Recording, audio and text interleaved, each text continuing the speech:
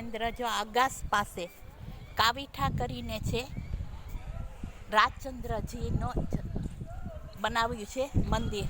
બતાવી રહી છું જો તમને. ત્યાં આજુબાજુનો સીન છે. પહેલાં તમને એ તળાવ બતાવું. જો અહીંયા સરસ આ રીતે છે અને એ તળાવ છે. જો મારી પાછળ અહીં તળાવ દેખાય છે, સરસ. અને અહીંયા બધી ધર્મશાળા બને છે. એટલે અહીંયા અમે જમ્યા. ત્યાંથી આ તળાવનો સીન ખૂબ સુરત લાગે.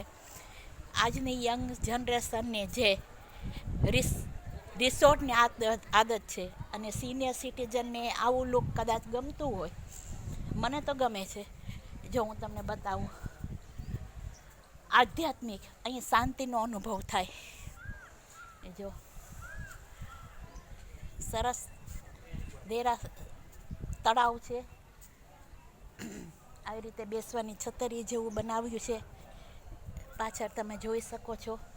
અને આ નવનિર્માણ મંદિર છે રાજચંદ્રજીનું.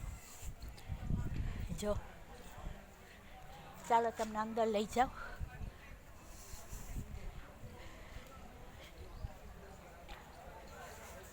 અહીં બધી વિગત લખેલી છે. અહીં બધી એની કે મહીજી ભગવતનો પ્રસંગ, 10 ઇન્દ્રિયો કઈ રીતે વશ થાય.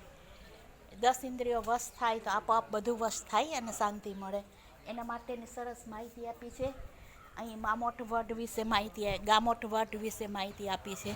બીજામાં હું તમને બતાવું. જો અહીં એમાં લખ્યું છે ગામોઠ વડની માહિતી છે. એ હું વાંચીને પછી તમને બતાવીશ. અત્યારે હું તમને મંદિરમાં લઈ જાઉં. જો શ્રીમદ રાજચંદ્ર એનું સ્ટેચ્યુ છે. અહીંયા બધા પૂજા કરે, માળા કરે, ભક્તિ કરે. અમે 2 કલાક ભક્તિ કરી છે. ચોલા ભાઈ ભક્તિ કરવા બેઠા છે. એક ભાઈ,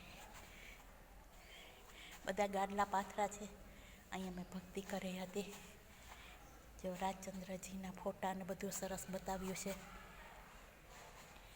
આત્મસિદ્ધિ લખેલી છે.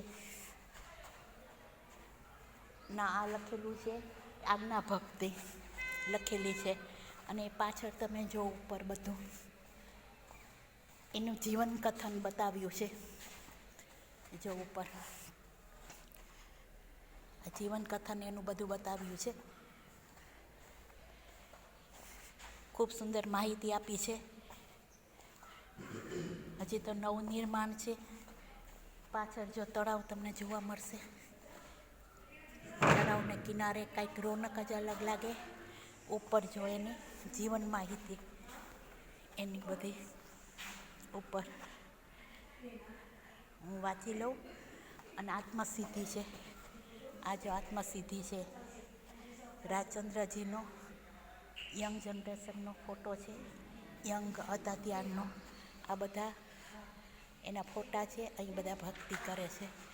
ચાલો મળીશ કોઈ નવા વિચાર સાથે. ત્યાં સુધી બધાને નમસ્કાર. હું આ બધું હવે કથાનક વાંચી લઉં અને આગળ બોર્ડમાં પણ વાંચી લઉં.